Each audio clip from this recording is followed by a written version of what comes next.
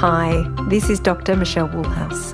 Join us on FX Medicine next week, where we'll be talking to Professor Marc Cohen for a deeper dive into biohacking wellness.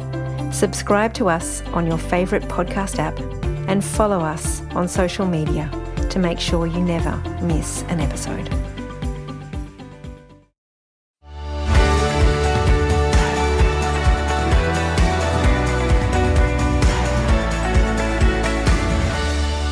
Welcome to FX Medicine, bringing you the latest in evidence-based, integrative, functional and complementary medicine. I'm Dr. Michelle Woolhouse. FX Medicine acknowledges the traditional custodians of country throughout Australia, where we live and work, and their connections to land, sea and community. We pay our respects to the elders, past and present, and extend this respect to all Aboriginal and Torres Strait Islander people today. With the rise of the internet influencers, it seems everyone is a wellness expert. But arguably, one of the most esteemed of all wellness experts is my guest today, Professor Marc Cohen.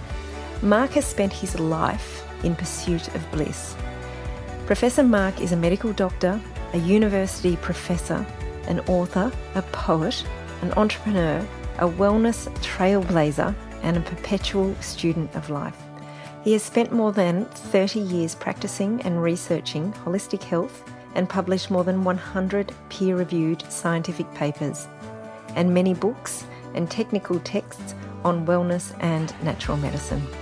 On the show today, we are going to explore the science and the practicalities of 5 of the best, cost-effective, bliss-enhancing, aliveness-promoting wellness hacks.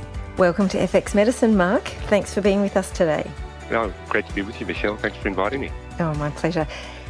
You talk about Balneotherapy, and you speak a lot about the incredible healing quality of water, the power of it to heal and to sustain health. And I know that mineral springs are a really strong interest of yours. What do we know of the benefits in the research? And does things like the mineral load, impact the result? Tell us how it works and kind of a bit of the history of it.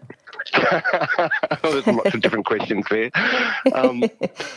Yes, I've always been a big fan of water, and water is the most mysterious and complex substance in the universe. There are 72 scientific anomalies that we just don't understand about water. Wow. So there's still magic contained in water that we just can't know or explain.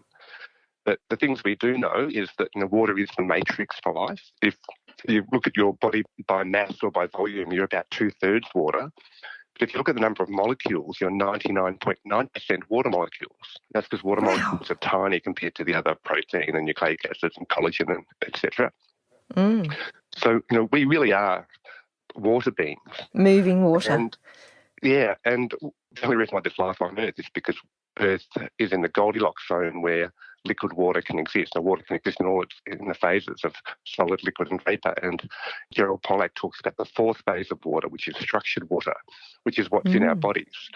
And that's why we're not a puddle on the floor, being 99.9% water molecules, is because the water in our bodies is structured, big, matrix molecules like collagen and proteins, etc. And hot springs is also where life originated.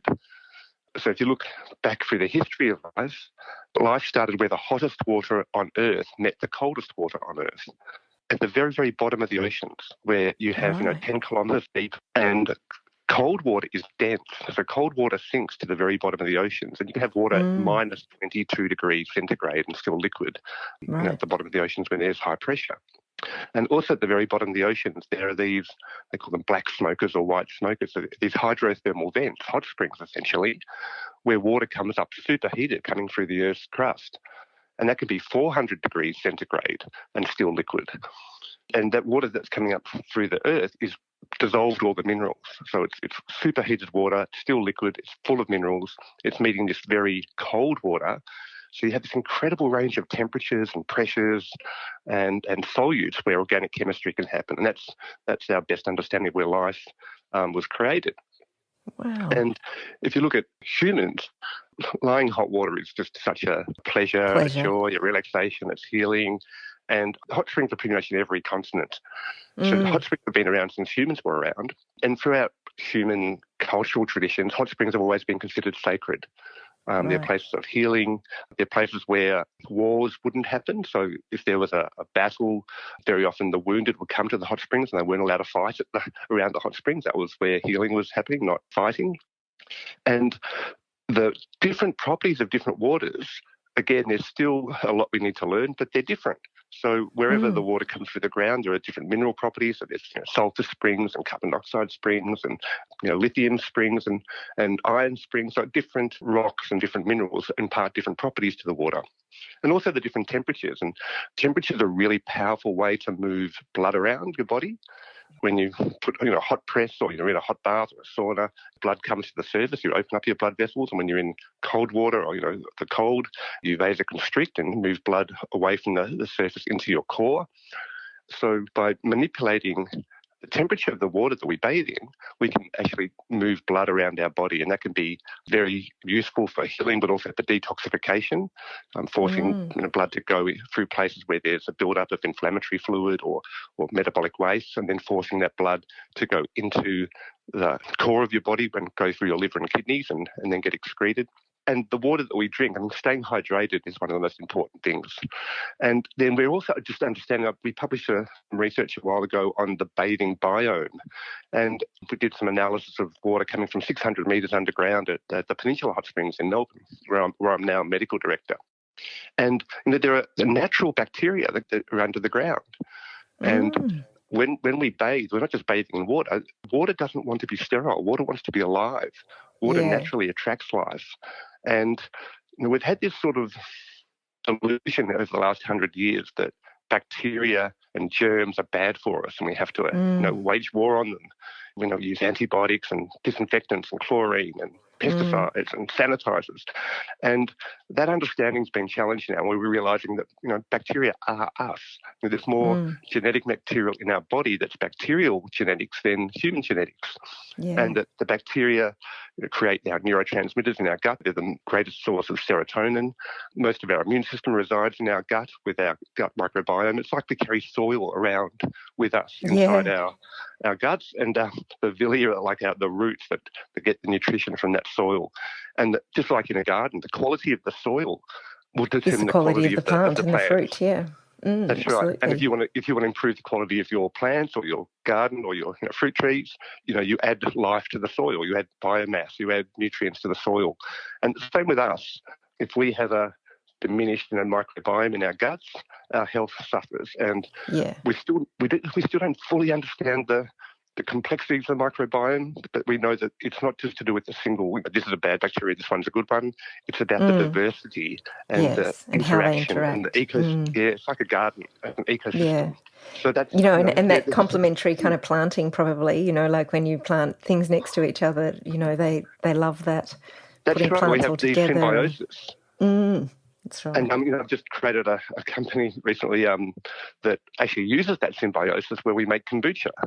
And you have this symbiotic relationship between bacteria and yeast, prokaryotes and eukaryotes that work with each other and actually work with humans. So it's actually a symbiotic culture of bacteria, yeast and humans where we make a nice cup of tea, we give tea and sugar to this culture. And, with culture, it's nice to have a cup of tea. When highly cultured people sit around and have a cup of tea, well, microorganisms do the same thing. They have a cup of tea. That's right. They love a cup of tea. And they make all these other nutrients. So we did a metagenomic and physicochemical analysis of kombucha, and we found out that there was 2.5 times the polyphenol content in the kombucha compared to the green tea that we started with. Wow. So it's actually they're more than the sum of their parts, really. Well, they're making their own nutrients. They make B12, they make biotin. All these extra nutrients are being created from this ancient evolutionary sort of knowledge from the symbiotic colony. Yeah, all so complex but so wonderful to tap into. So wonderful. It's so exciting to, really think about that, because it almost brings up just such beautiful imagery, and also how important it is to really respect the wonder and the mystery, of the body, and also the wonder and mystery of the planet, But I wonder also, talking about chlorine, we put chlorine in our water supply and we put chlorine in our public, Well, yeah. This is the fear that we've had. Water doesn't want to be sterile, but it can carry toxicity. It can carry infections. And infectious outbreaks, cholera and typhoid, were devastating. And town planners were so scared of it that basically after the First World War, when they realised, chlorine's a really great killer, it can kill humans. They used it in the First World War to kill people, but we can put it in the water supply and it can kill bacteria. And from a public health perspective, that sort of makes sense because you don't want big outbreaks when there's not great sanitation. But now 100 years or more than 100 years later, where cholera and typhoid is not such a big worry, from a public health perspective, they still want to chlorinate water. They put chlorine in the water at a level that when it comes out of your tap, it'll kill things. Yeah. So it'll kill bacteria. That's the intention. So that's great from a public health perspective, but from an individual perspective, it's actually devastating. Because when you bathe in chlorine, you're actually stripping away the natural oils from your skin. And these oils naturally protect you from the sun damage. They protect your skin from drying out. That oils support good bacteria in your skin that protects you from pathogens. And when you strip that away, your skin dries out. You encourage pathogens. So conditions like eczema and dry skin and dandruff and acne become more prevalent. And when you drink water with chlorine, you're actually waging war on your gut microbiome, which is your beautiful garden that you need to cultivate. And what about asthma and the lung, like breathing in? Because it's obviously such a volatile chemical, and you walk into these places and yes, you absolutely. inhale that. So they did some research in the late 1990s where they were looking at the delivery of chlorine into the body through breathing it, direct contact through your skin, or drinking. It's not just chlorine, it's the disinfection byproducts, it's chloramines, it's trihalomethane, these quite toxic chemicals, chloroform, that get metabolized from chlorine. And what they found is when you drank chlorinated water, none of those products appear in your blood because it passes through your liver first once it goes into the stomach. And while it's a big hit on your liver has to detoxify, but it does. So none of these disinfection byproducts turn up in your blood. But when you have a bath, even if you're breathing fresh air, just the contact of the water from your skin, you get this big hit of disinfection byproducts and chloramines, etc. And the same if you're in just breathing the air from a bath, from chlorinated water, you get another big hit. And that's because when these chemicals come through your skin or through your lungs, they don't pass through the liver, they go directly into your bloodstream. Yeah. And you've got a few little life hacks about that. Tell us about them. Yeah, well, so I've been trying to work out the best water for myself and for my patients for years and years. And I was trying to find the best water filter, and I ended up creating a whole company that has beautiful water, which is filtered, structured, balanced, blessed, and flows freely. But when I travel, I love bathing.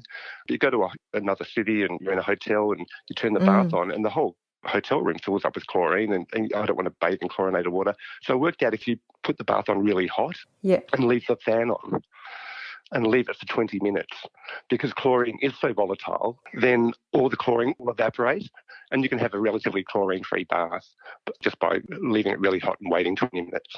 That's great. And if you can't afford a filter, if you boil the water, the chlorine will evaporate or become volatile. However, it's not just chlorine that's in our water. There's a whole range of chemical pollutants like pesticides and microplastics, and most of these are endocrine disrupting chemicals, and they're what we call obesogens. So, wow, that's enough to activate everybody, isn't it? That's there's this whole epidemic of obesity, and you wonder why, but it's because we're actually consuming obesogens, these chemicals that make us obese, in our water supply. They're in our food, and it's not a great outlook for public health. So I'm a big fan of Bill Mollison, who's the founder of permaculture, and he says when you get the basic things right, other things go right by themselves. If you get the basic things wrong, it's really hard to play catch up. When you get the basic things right, the body just takes care of itself. So when I consult with patients, I say, I want you to be able to sleep well and digest well. Yeah.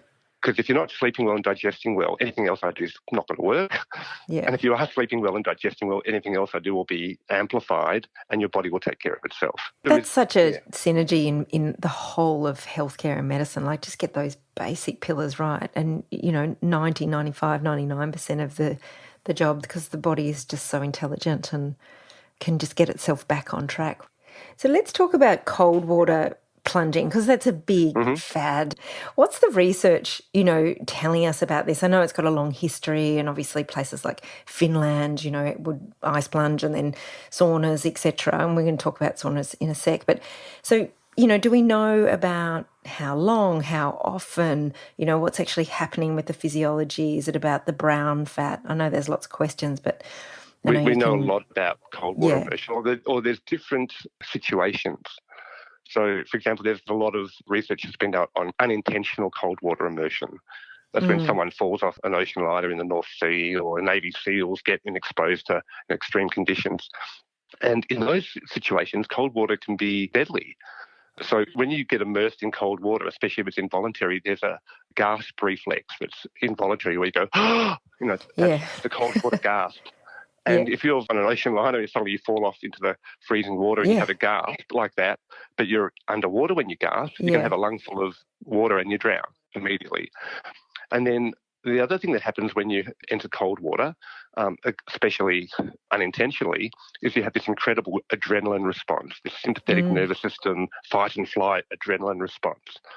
And if you have a brittle heart with an unstable heart rhythm, that can throw your heart into an arrhythmia, and you can have a heart attack and die of a heart attack. So essentially you're dying of fright because of the water. And sometimes they call that dry drowning, because when they do an autopsy, there's no water in the lungs, but the person's drowned. And often this happens within a metre or two of being able to grab something. Wow. So that can happen very quickly. So that's the cold water panic response that leads to sort of heart attack. So if you're doing cold water intentionally, it's really important to be in control and to do it gradually so you can control your breathing. And once you can control your breathing, then that's really powerful, because that gasp response and the hyperventilation that occurs when you're in cold water immersion, that sort of breathing, that reproduces the body chemistry and the breathing pattern of anxiety, a panic attack. And some people who have had PTSD or have had trauma in the past, this gives them the opportunity to relive that trauma in a very controlled way. Yeah. So you can actually overcome it and get mastery over your own body doing that. So it's a really good opportunity to practice being relaxed while you're stressed. Yes. And that builds your resilience. So if you can practice being relaxed when you're stressed in a controlled environment, then when the universe throws uncontrolled environments and stresses you, you have the skills to say, okay, I can deal with this. I know what to do. I noticed after a couple of months of doing it is my exhalation started to be longer, so I would slowly almost do that kind of prolonged out breath in which to kind of calm my body down, and it felt almost like really innate and really from my core. And I thought that was just such an interesting thing. It was like my parasympathetic nervous system was really kicking in to calm my body down in that controlled, stressful environment. Yeah, I loved it, because that's getting mastery. You're getting mastery over a stressful situation. And I actually I've come up with a few other hacks to deal with that. So a few years back, I travelled with Wim Hof and gave a lecture on the science behind the Wim Hof methods. And I was trying to teach people how you can stimulate your parasympathetic nervous system, your rest and digest system, while you're stressed. And I came up, there are 10 things you can do with your body that mimic what would happen when you're safe in your cave, when you're in parasympathetic rest and digest mode. And I call these the 10 hacks to relax. Great. And these are things you can do anytime you're scared, upset, anxious, or in pain, that you can tell your body you're in control. And it's super simple, and it's a poem. I've come up with a lot of poetry lately. Sort of my medical knowledge has been converted into sort of poems. But I've always loved medical mnemonics. So the 10 hacks to relax is simple. It's just touch all your fingers, wiggle your toes, soften your stomach, breathe through your nose, sigh, smile, swallow, sing, flutter your eyelids, and focus within. And those activities will activate your parasympathetic nervous system. So if you're in cold water, or if you're anxious, you're about to be public speaking, or wherever it is, if you do those physical activities, you're activating your parasympathetic nervous system and telling your body. Yeah. So actually actively and consciously going into stress, but using that sense of mastery supports that kind of physiological resilience, that sort of state of hormesis, Yeah. So, Correct. yeah. So tell us about hormesis. I mean, is that, I mean, for me, it Hormesis feels is like just, it's stress that makes your body adapt to the stress. So then your body is better adapted the next time you get stressed. So that happens. I mean, if you go for a run, running is stressful. You're causing bits of inflammation and you're damaging bits of muscle, but then your muscles respond and you get more new muscle growth and your heart and lungs become fitter. So you're now better equipped to run the next time. And with the cold water plunging, what do we know about brown fat? There are different levels that happen when you do cold water immersion. So there's the immediate response, which is the hyperventilation and the vasoconstriction. And a lot of the benefits from cold water immersion happen very, very quickly in the first, 60 to 90 seconds. And that's overcoming that initial, sympathetic nervous system response. And if you just get out and then, naturally warm up, that's a really great exercise to do. But if you can stay in longer and you get to the point where you're shivery, your body starts to shiver. You don't really want to get to the point where your teeth are chattering and your muscles are shaking involuntarily, but just a little bit shivery. Yeah. That's telling your body is that, winter is coming. We have to start upping our metabolism. And your body has a natural heating system that is built in around your chest, around the big blood vessels around your clavicles and around your heart, and that is brown fat. And brown fat has more mitochondria than white fat, and the mitochondria in brown fat are thermogenically decoupled, which just means that instead of producing energy for muscle contraction or something else, they just produce heat. So it's like a little heater unit. And brown fat doesn't use glucose for energy because glucose is too valuable for your heart and lungs and the rest, other organs. What brown fat uses for energy is the most efficient energy source you have, white fat. So brown fat will take white fat, and white fat is where you store fat around your hips and your stomach, and it turns that white fat into heat. So that's sort of the holy grail of weight loss, Genius. So, I mean, that's what babies do. That's what bears do when they hibernate. I mean, when you and I went to medical school, we were taught that, adults don't have brown fat. It was only in infants. And that's because a human infant can't shiver. They don't have strong muscles to shiver. And they've got a big surface area to their volume. So they'll lose heat very quickly. So babies actually have brown fat deposits that keep them warm. And even young children, often you'll see young children running around with not many clothes on, and the parents say, put your jumper on, you're going to catch cold. But children actually have a higher metabolism and they generate more heat than adults. But you can stimulate that in adults by exposing yourself to cold. And if you expose yourself to cold, you can actually reproduce and regenerate brown fat. And then what you're doing is you're actually burning energy and turning it into heat. You're actually burning your white fat rather than just using energy for muscle contractions, etc. Wow, so I wasn't expecting, such advice on the obesity epidemic, but cold water plunging and getting rid of chlorine and stopping, water filters in terms of obesogenic pesticides and hormones and whatever. I mean, there's two pretty good things that we can all start to do. And it's so basic. This is really so basic. Yeah, and awesome. I came up with another little routine, and this was after I'd sort of toured with Wim Hof and telling people about getting the cold water and was just all the alpha males and all the people who really gung-ho about it. I was running some retreats at Gwingana and places where the people were like, we can't do cold. We don't cold. Yeah, I know. I'm allergic to cold water. Yeah, a lot of people have a big fear and they just can't handle it. So I actually came up with a routine that lets you handle cold water very gradually. And I called it the cold water hokey-pokey. And because it's such a simple thing to do. I mean, you don't need any equipment. You can just do it in the privacy of your own home. It doesn't take much time. And essentially what you're doing is going to the shower, and you start with a really hot shower. And the hot showers are nice. And then you get the temperature and you turn it up a little bit. So at the end of your normal shower, you're actually getting really hot and flushed and vasodilated. So all the blood's coming to the surface and, you're feeling really warm. And then you make the decision to turn the hot water off and the cold water on, but you just wet your left foot. And that's actually quite pleasant because your body's been really hot. And then you wet your leg. Then you put your right foot and your leg in. Shake and then it put all your about. left-handed arm and your other-handed arm. And that vasoconstricts the blood vessels in your arms and it sends that blood into your core. So you don't feel cold. You're still feeling warm even though your limbs have been in cold water. And then you keep breathing calmly and you smile to yourself, because that's what it's all about. Having that calm breathing when you go into cold is really the key. Yeah. And then the little trick is you take a big breath in, and then as you're putting your left side in, you sigh. So normally when you put your left side of your body under the cold water, when the water hits your neck where the blood vessels are close to the surface, that's when you gasp. That's when you normally go like that. But if you'll sort of trick your body, so instead of, before you put your left side in, you take a big breath and you go, so you're sighing, just as you said, when you go into the water. Then you still feel the cold, but you don't get the emotional sort of fear response, that reaction from the cold. And it allows you to put your left side in, then your right side in, and your front side in, and you turn yourself around. And you continue breathing calmly and you smile to yourself, because that's what it's all about. Correct. And then you put your whole head in.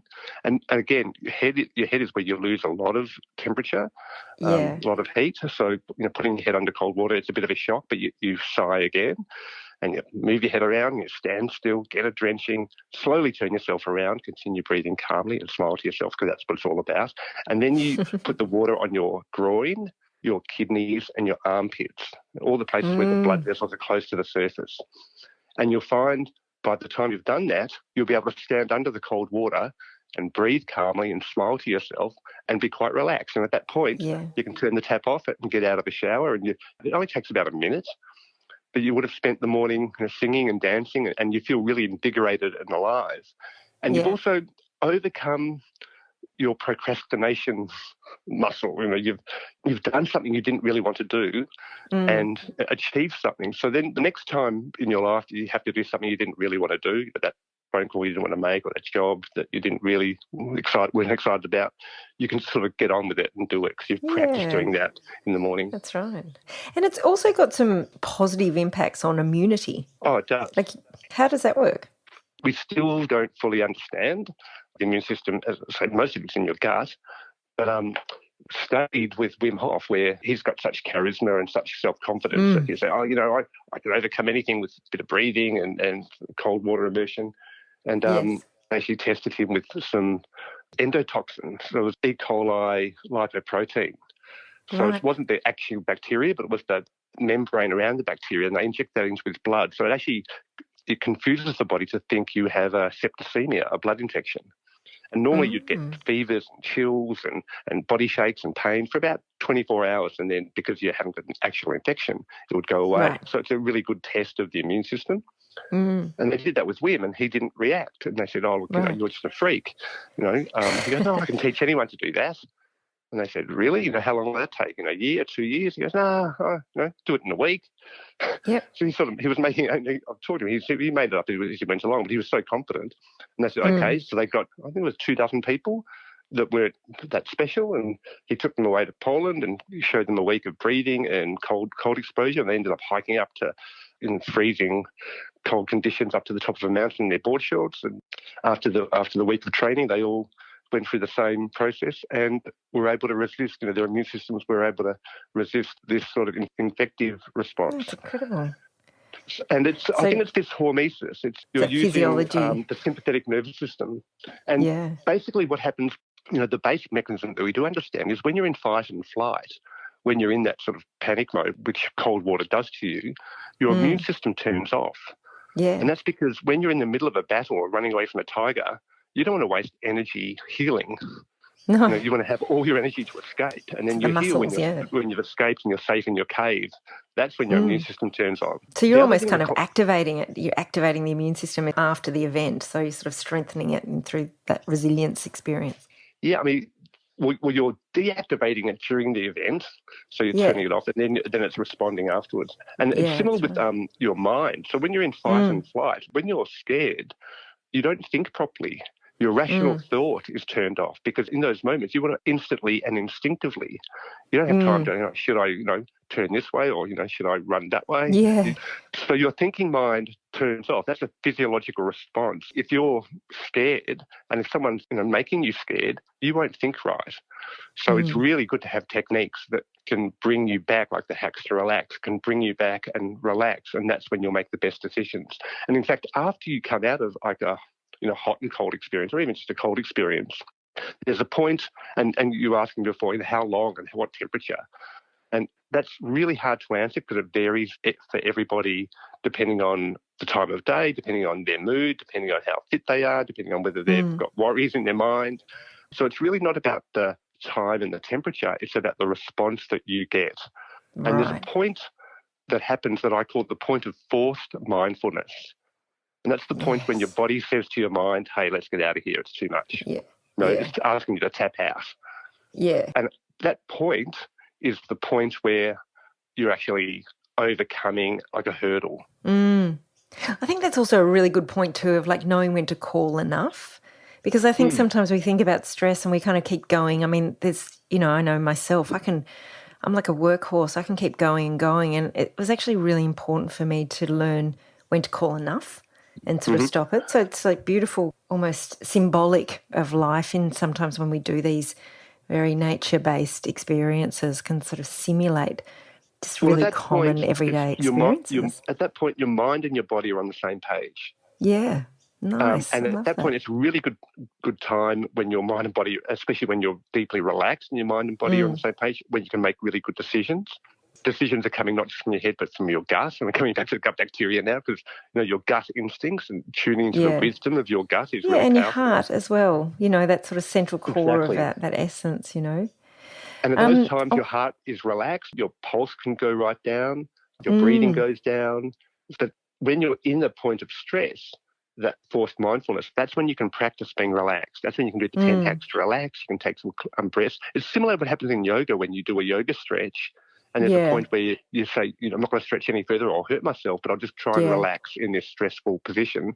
But just like in a yoga class, when you stress your body and then you practice being relaxed while you're stressed, at the end of the class, you do the shavasana, the corpse pose, and you practice relaxing while you're relaxed. And you get this very deep relaxation. And that's the point where you want to make decisions or when your mind and body are on the same page. Yeah, beautiful. And what about heat? We talked about the hot springs and how important temperature is, but saunas are obviously an extreme kind of temperature. Is it much the same? Is it a hormesis experience as well? It is. And hot and cold work really well together. And this is something that hasn't been well represented in the scientific literature. So there's lots of research on sauna bathing and showing that if you sauna regularly, and they say 3 times a week or more, that you reduce all-cause mortality. You reduce the risk of dying of any cause, heart attack and stroke and Alzheimer's disease and all these, and pneumonia is all reduced. However, most of that research was done in Finland, where it's just natural that when you have a sauna, you go out and jump in the cold. Yeah, and it's taken for granted. And sauna culture has gone around the whole world. In fact, sauna is the only Finnish word that's become sort of common in the English language. But a lot of places that, hotels and gyms will have a sauna, but they don't have a lot up until now. I mean, it's just happening right now where people are putting effort into the cold experience. Right. And I think people are still wondering, we don't want to put a cold experience because people might have a heart attack and die, They're still a bit scared of it. However, in Finland and Scandinavia and Japan and in the Baltic region, Russia, they love saunas, but they also do it naturally in the cold. And combining the hot and the cold is like a bicep curl for your vascular system. Opening up your blood vessels in the hot and contracting it in the cold. And so is there a difference between far infrared, and the plain old kind of heat sauna, or? There is. Infrared saunas, they don't have the steam or the water, and water transmits heat 25 times more effectively than air. So the more humid it gets, the less temperature you can tolerate. You can tolerate a dry sauna at 110 degrees centigrade, which sounds crazy, but you can. But whereas a steam room is 48 degrees, might be too hot. Now, with an infrared sauna, you're just using infrared radiation directly into your body, and that generally will heat your body at a lower temperature. So, 50 or 60 degrees in an infrared sauna will be enough to get you to sweat, whereas you might want 80 or 90 degrees in a traditional sauna. Right. And infrared saunas, they vary according to the quality of the build and the type of heater panels that they use. So that, generally you get what you pay for. But a lot of people like infrared because you can sweat at a lower temperature and it's more comfortable. And it's the sweating, is it the release of toxins? Is there something else about sweating? Because exercise and sweating has obviously been shown to be really effective from a longevity or all-cause mortality experience. Yeah, so sweating is good for you. So, and people say, which sort of sauna should I use? And whatever makes you sweat. It's really the end, that outcome that you want. And, sweating is really complex. I had one of my students, Joy Hussain, who's a medical doctor who spent 7 years doing her PhD on sauna research. We've published quite a bit of research. In fact, a week and a half ago, we just published another study that showed that you actually excrete pesticides. These organophosphate pesticides, which are some of the obesogens I was talking about, actually get excreted in sweat. So we've got another hack for weight loss. Yes, sweating. Or weight and management. You literally clean your body from the inside out. Nice. And there is a lot to do. There's a lot of benefits of sweating, and it is a detoxification pathway, although it's really important, to stay hydrated. And it's also, when you're in a sauna, it's a really good cardiovascular workout. And this is a workout you're doing when you're sitting and relaxing or sitting and chatting with someone or lying down. But your heart is pumping a lot harder. You're breathing a bit faster and your blood vessels are opened up, which means your heart has to work harder, not just faster, but harder because there's more sort of open pipe to pump the blood through. So you need more force. So there's a lot of really good research to show that people with heart failure and cardiovascular disease benefit a lot from regular sauna bathing. Even though we did a big global research study on why people sauna and all the benefits of sauning. And most people with heart disease don't use saunas, even though that's probably the most evidence-based use of a sauna in terms of medical conditions. But what we did find was that people use saunas for relaxation, and pretty much across the board, when you use a sauna, you sleep better. Beautiful. Coming back to the basic things, anything that makes you sleep better will improve things across the board. So, you're detoxifying, which is a great thing. You're sleeping better, and you're exercising your vascular system and your cardiovascular system. So these are all really positive things for general health. And if you can incorporate that in your lifestyle and make that a regular practice, then this is a hormetic stress response when you're maintaining your resilience. So then life can throw other stresses at you and you can handle them very easily. It's such a good way of kind of looking at longevity and lifestyle, like bringing it into kind of the everyday, because a lot of these things are so pleasant. It's also social. Exactly. And you often do it with other people because of that excitement factor or that relaxation factor. I mean, it sure beats going for cocktails, because you're together and, Well, that's it. You're connecting with yourself, you're connecting with nature, and if there's other people there, you connect with them as well. That's quite a bonding experience. So we talk about the currency of wellness is connection.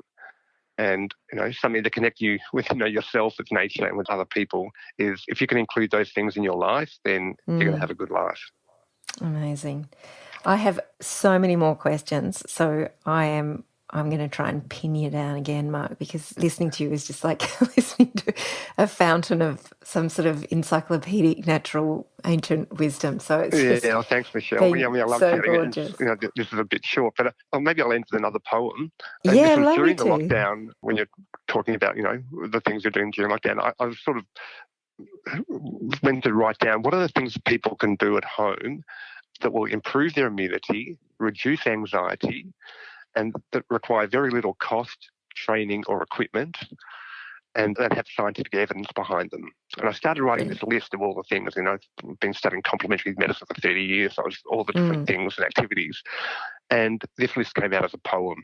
So the poem is called The Whirl of Wellness. It's on my website, and if you go to my website, each of the activities has a link to the scientific research behind it. So there are 50 activities in this poem, and when you go through it, you'll realise these activities connect you with yourself, with nature, or with other people. So the whirl of wellness. Hold someone's hand, gaze into their eyes. Go barefoot in nature. Bask in sunrise. Choose a dance partner and go find your groove. Do Tai Chi or yoga. Mindfully move. Share a massage. Enjoy healing touch. Focus on one thing and don't think too much. Make time for a hobby. Play chess. Fly a kite. Make use of your hands, draw, paint, sew or write. Help someone in need, donate to a cause, play games, meditate, read stuff from bookstores. Turn off your screens, get a good sleep. Declutter, spark joy and love what you keep. Dig around in a garden, pick up a guitar, slip into a bathtub, sauna or spa. Care for a pet, take up a sport. Go on vacation and make your home a resort. Lie in a hammock, relieve pent-up stress. Relax and do nothing. And then do even less. Laugh out loud, share a joke, give someone a kiss. Say a prayer, chant a mantra, and follow your bliss. Wow. If that's not the best advice ever on the FX Medicine podcast, evidence-based, well-being, bliss-focused wellness hacks by Professor Marc Cohen. Absolutely evidence-based gorgeous. poetry. Thank you everyone for listening today. Don't forget that you can find all the show notes, transcripts, and other resources mentioned in today's podcast on the FX Medicine website. I'm Dr. Michelle Woolhouse, and thanks for joining us. We'll see you next time.